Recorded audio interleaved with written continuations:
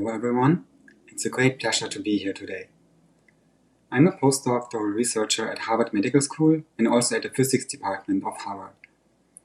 Today I will talk about the drug discovery platform VirtualFlow and how it democratizes ultra-large virtual screenings and how we scale it up to over 1 million virtual CPUs on AWS. So let's look at first on some of the challenges which we are facing in traditional drug development. One of the problems is that in average each year, only around 40 new drugs are approved by the authorities and appearing on the market. And the average development costs per successful drug are 2 to 3 billion US dollars per year per project. Also, the development time is 10 to 12 years in average. So let's look at one of the earlier steps of drug development, namely drug discovery. Proteins play a role in almost any type of disease. And one prominent way of finding cures is to find small molecules which bind to the desired proteins. One big challenge is to find small molecules which really fit well at the desired target site. With traditional methods, we are facing several challenges here. For one, they are very time-consuming, typically taking several months or even up to a year. They're quite expensive. The quality of the initial hits is often quite poor. We are not able to drug many of the challenging targets, such as protein-protein interactions. And also, if we do phenotypic kind of screens, we have no mechanistic insight on how the molecule actually binds to the target protein. One potential solution are ultra-large virtual screenings. Here we are able to screen 1 billion compounds or more. Let's compare the sizes of the chemical spaces here. So here we can see a sample molecule in a typical high-throughput library, which contains around 100,000 molecules. Now, how does this compare to 1 billion compound chemical space? If we assume that the 100,000 compound space has the size of the state Vermont, then the entire 1 billion compound library would have the area of the entire Earth here. So it's vastly larger. And the chance that we find a really small molecule which fits very well to the target protein increases also very much. Ultra-large virtual screenings have several major advantages.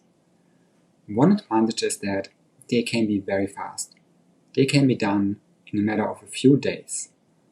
Also, they are quite cost-effective when compared to traditional high-throughput screens. Another big advantage is that the quality of the initial hits is often very high. And this allows us to target even very challenging proteins, such as allosteric sites or protein-protein interactions. Another advantage is that we have a mechanistic insight on how the molecule binds to the target protein, because virtual screenings, in the way we are doing them, uses molecular dockings, which predict the binding modes of the small molecules. So let's take a look on how molecular docking actually works. The binding affinity or binding strength of a molecule to its target protein is determined by the free energy of binding. And Josiah Gibbs, which you can see here in the figure, was one of the pioneers in this field. What the docking program is actually doing is for each small molecule, it takes a molecule, takes a conformation of the molecule, associates it to the protein at a desired target site, and gives that conformation a docking score. And this it repeats for the same molecule many thousands of times to find the best possible conformation. So each conformation will get a docking score, and the conformation with the best docking score is the winning docking pose, the predicted binding mode. If we assume that one docking for one molecule takes an average 15 seconds, and we have 1 billion compounds, then if we would do this in a linear fashion, it would take around 475 years. And clearly we do not want to wait so long. Ideally, we want to do this in a matter of a few days. In order to make this possible, we have developed a drug discovery platform called VirtualFlow. VirtualFlow is open source, available on GitHub, and free for everybody to use. So now I'd like to give you a short overview of what VirtualFlow is actually doing. Here in the center we see a protein, and what we need for virtual screenings with VirtualFlow is the structure of the protein, which is typically obtained by experimental methods like X-ray, crystallography, NMR, and so on. And these structures are typically available in the PDB. The second ingredient which we need are the small molecules. So here in the background you can see the chemical space, and the white circles in the upper left corner, they represent small molecules in an unprepared state. In order that we are able to screen them with VirtualFlow, we need to prepare these small molecules at first into a ready-to-dock format. So the first module of VirtualFlow is dedicated to this preparation procedure, and is called VFLP, VirtualFlow for Ligand Preparation. The prepared ligands are shown here as the violet stars in the upper right corner. Once a molecule library is prepared, it can be used again and again for virtual screening with VirtualFlow. The virtual screening procedure itself is carried out by the second module of VirtualFlow, VFVS. Typically, when we screen a billion compounds or more, we use a very fast docking method. But if we want to increase the accuracy, we can do what is called a multi-staged virtual screening procedure. If we want to add a new stage here, what we can do is we take the best few million compounds of the primary virtual screen and rescore them again with VirtualFlow. And here we can increase the accuracy in many different ways. If we want, we can even add a third stage, and at any stage we can go to the experimental validation. If we have obtained a molecule by experimental validation which is promising, but which we want to improve further, we can do a computational analog screen. So here we would again go to the chemical space, search for the most similar, let's say 100,000 compounds, and screen them again with VirtualFlow, and then again test a few hundred compounds in the lab. In order that VirtualFlow is able to finish these ultra-large virtual screenings in a matter of a few days, it massively parallelizes the workflow. And for that, it uses high-performance computing infrastructure, such as supercomputers, on-premises Linux clusters, and also cloud computing platforms, such as AWS. Now I want to go a little bit more into detail on how we run VirtualFlow on AWS. At first the question might arise, why should we actually use AWS and not some on-premises infrastructure? One is that there is virtually unlimited resources available. So we can scale up the workflow at any given time to any scale which we want. And we only have to pay for the resources which we use at any given time. So it's also quite cost efficient. Another big advantage is that AWS always has the latest technology available, and we can virtually switch within minutes to the new hardware and use it. Also, AWS provides many different hardware platforms and configurations, and we can very quickly test them on how well they work, and also which also helps to reduce the costs.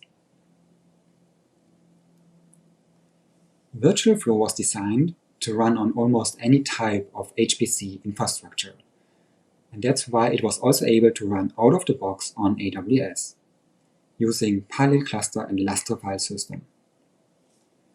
Using these components, we have tested VirtualFlow on AWS, at first on 9,600 virtual CPUs, and we used a test library of 100 million ligands.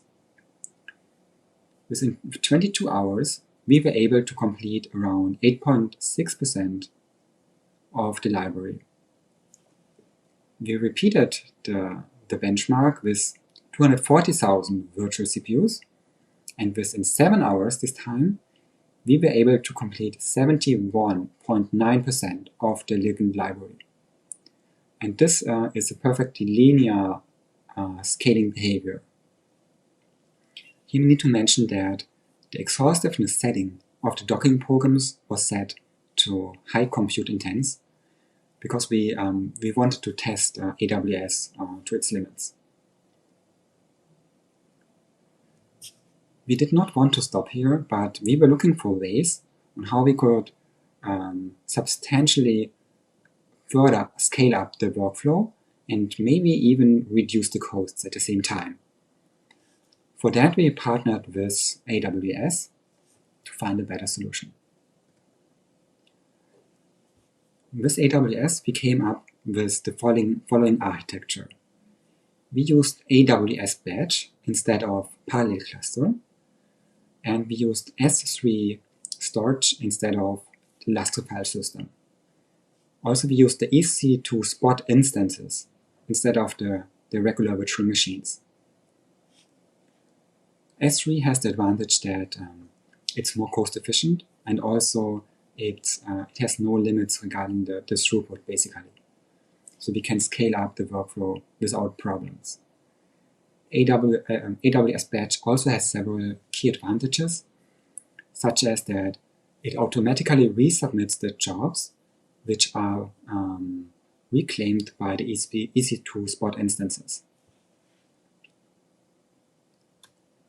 Here in this figure, we can see the architecture in more detail.